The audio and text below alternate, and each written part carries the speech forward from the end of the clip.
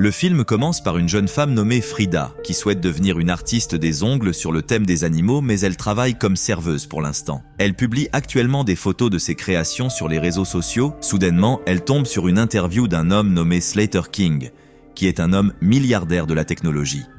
Slater demande publiquement pardon pour un comportement inapproprié non spécifié et annonce sa démission en tant que PDG de son entreprise.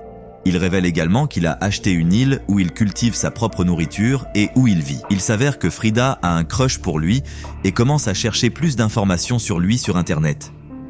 Frida devient frustrée de sa vie monotone et souhaite prendre des vacances et voyager. Quelques jours plus tard, elle et sa colocataire, Jess, arrivent au gala annuel de Slater pour travailler comme serveuse.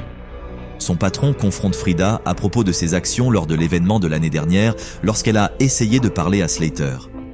Elle s'excuse, expliquant comment il l'a approchée et a complimenté ses ongles, mais son patron lui conseille de rester invisible cette fois. Les deux filles remarquent à quel point l'événement est somptueux, avec des invités fortunés vêtus de leurs plus beaux atours. Tout en travaillant, Frida jette occasionnellement un coup d'œil à Slater. Plus tard, Jess l'amène au vestiaire, où elle a introduit clandestinement 2 robes de soirée pour qu'il les porte. Après cela, ils commencent à errer autour de la fête, se fondant dans les VIP. Soudainement, Frida remarque Slater au loin et commence à marcher vers lui, mais elle heurte accidentellement un serveur et tombe par terre. À ce moment embarrassant, une main se tend pour l'aider, et il s'avère que c'est celle de Slater. Après que les deux se soient présentés, Slater décide de lui présenter son cercle social, en commençant par son thérapeute, le Dr Rich. Frida plaisante en disant qu'il devrait cligner ses yeux 2 fois si elle est en danger, ce que fait le Dr Rich mais il rit après. Slater la présente ensuite à son ami d'enfance, Cody, son agent de sécurité, Stan, son bras droit, Vic et ses amis, Heather et Camilla. Diplômé d'université, Lucas, un DJ nommé Tom et une star de télé-réalité nommée Sarah. Suite à cela, la nuit de Frida se transforme en un tourbillon de rire et d'alcool et elle est ravie de passer du temps avec son crush. Mais pendant ce temps, son assistante Stacy arrive et dit qu'ils doivent partir pour l'île.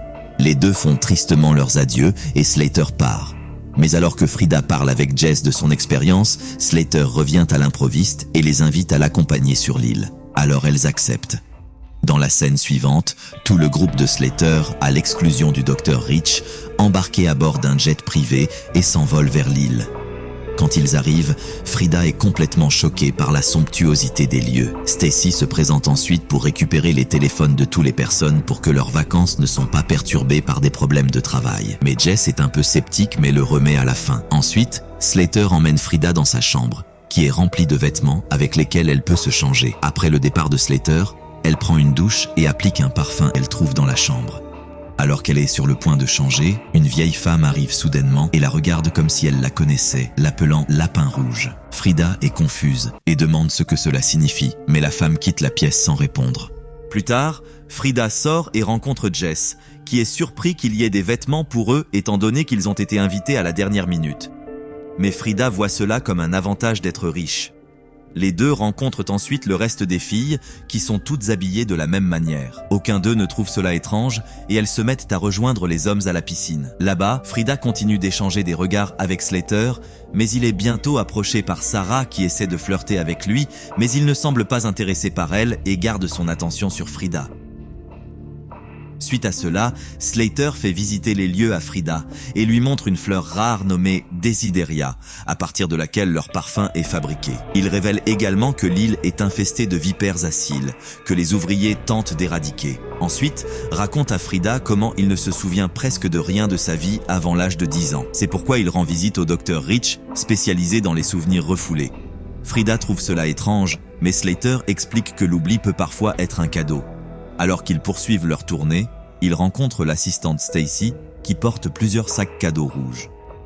Plus tard dans la nuit, tout le monde se rassemble dans la salle à manger où les bougies sont allumées partout parce que le générateur ne fonctionne pas. En mangeant, Frida tache accidentellement sa robe. Le bras droit de Vic lui demande alors ce qu'elle fait dans la vie, ce à quoi elle répond qu'elle essaie juste de comprendre. On remarque aussi qu'il manque un petit doigt à Vic, Alors Slater plaisante en demandant comment il l'a perdu, mais Vic ne répond pas. À la place, il sort une petite bouteille de médicaments à base de MDMA. Après les avoir consommés, le groupe éprouve de l'euphorie et commence à rire et à s'amuser. Tout semble aller bien. Mais quand Frida se couche, elle remarque que la tache sur sa robe a disparu. Elle trouve ça étrange, mais n'y pense pas beaucoup. Les jours suivants, elles boivent du champagne et nagent dans la piscine pendant la journée, suivis de dîners gastronomiques et de drogue le soir. Un soir, Slater remarque la cicatrice à côté de l'œil de Frida et demande ce qui s'est passé, mais elle prétend n'en avoir aucune idée. Elle l'interroge ensuite sur ses ongles. Frida répond en expliquant sa petite marque, Anaïl-Mals, qui est une combinaison des mots animal et ongles. La réponse semble le satisfaire, mais il s'excuse soudainement et s'en va. Il part tellement pressé qu'il oublie sa cigarette électronique. Frida observe soigneusement la cigarette. Soudainement, elle remarque de la saleté sous ses ongles, ce qui la choque. Le lendemain matin, quand Frida voulait rendre la cigarette électronique à Slater, elle le voit quitter sa séance de thérapie avec le Dr Rich. Frida salue le docteur et lui rappelle quand Slater les a présentés au gala, ainsi que la blague sur le fait de cligner des yeux 2 fois. Mais le médecin est nerveusement d'accord avec elle, avant de quitter rapidement le manoir avec un sac cadeau rouge. Un soir, tout le monde danse et s'amuse, jusqu'à ce qu'ils entendent un cri. Il s'avère que Jess a été mordue par un serpent. Slater tue le serpent avec une bouteille et lui assure que le venin n'est pas mortel. Cependant, elle commence à paniquer pour une raison quelconque et quitte la fête. Quand Frida s'approche d'elle, Jess dit qu'elle veut récupérer son téléphone et veut partir. Elle prétend que quelque chose de bizarre se passe ici et que ces gens sont étranges. Mais Frida refuse de partir, affirmant que, pour la première fois de sa vie, elle ne se sent pas invisible, et ce sont les vacances qu'ils ont toujours désirées. À la fin, Jess accepte également et décide de rester sur l'île. Plus tard, tout en restant seule, Jess a un saignement de nez. Le lendemain matin, Frida commence sa journée en se douchant et en appliquant le même parfum. Elle se promène dans la villa, soudainement, elle tombe sur un sac rouge qui se trouvait au sol devant une pièce. Curieuse, Frida entre dans la pièce et découvre un grand nombre de sacs rouges à l'intérieur. Juste à ce moment, la vieille femme arrive et recommence à l'appeler « Lapin rouge ». Elle donne également à Frida un étrange liquide vert. Cette dernière prend une gorgée sans hésiter. Mais la femme de chambre lui montre des restes de serpents, révélant que le liquide est en fait du venin extrait de tous les serpents qu'ils ont capturés, et Frida quitte frénétiquement la pièce. Dans la scène suivante, elle fait un rêve étrange dans lequel elle voit Jess tenant un couteau et lui demandant de le cacher. Quand Frida se réveille, elle ne se sent pas bien et son apparence attire l'attention de Sarah. Lucas se présente alors avec une ecchymose à l'œil, mais personne n'y prête l'attention, tout comme personne ne remarque l'absence de Jess. Après le petit déjeuner, les hommes partent à la pêche, tandis que les filles décident de rester dans la villa. L'une des filles sort le briquet de Jess, incitant Frida à poser des questions sur elle. Mais étonnamment, aucun d'entre eux ne semble reconnaître ou se souvenir d'une personne nommée Jess. Frida, inquiète, se précipite alors dans la chambre où séjourne Jess, seulement pour trouver les meubles entassés comme si elle n'y était jamais allée. Frida se dirige ensuite vers sa chambre, où elle trouve un couteau derrière un miroir. Juste à ce moment, Sarah apparaît tenant le briquet avec le nom de Jess dessus. Frida affirme que Jess était là, mais Sarah dit qu'elle se souviendrait s'il y avait une autre personne présente. Frida parle ensuite des événements étranges qui se sont produits, comme elle se réveille toujours avec de la saleté sous les ongles. Sarah montre également une ecchymose sur son bras et n'a aucune idée de la façon dont elle l'a eue.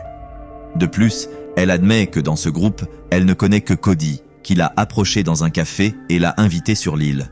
Cela leur fait réaliser à tous les deux qu'ils sont en quelque sorte joués par ces hommes qui manipulent leurs esprits. Ensuite, Frida se souvient comment Slater a déjà mentionné que l'oubli est un cadeau. Ils entrent ensuite dans la pièce avec plusieurs sacs rouges et spéculent que le parfum doit contenir une substance qui leur fait oublier leurs souvenirs. Frida déclare également qu'elle a commencé à se souvenir de certaines choses après avoir bu le venin de serpent qui lui a été donné par la servante. Frida découvre plus de venin de serpent dans la pièce et le donne à Sarah pour qu'elle essaie. Ils décident ensuite de le mélanger avec de la tequila et de le donner à Heather et Camilla, en espérant que cela les aidera aussi à retrouver leurs souvenirs. Ils sont bientôt rejoints par Stacy et elle consomme également certaines des boissons. Elle informe les filles que les hommes reviendront bientôt. Réalisant que le temps presse, Frida décide de chercher les téléphones à l'intérieur et demande à Sarah de crier si les hommes arrivent. Peu de temps après, Sarah commence à saigner du nez, tout comme Jess avant sa disparition.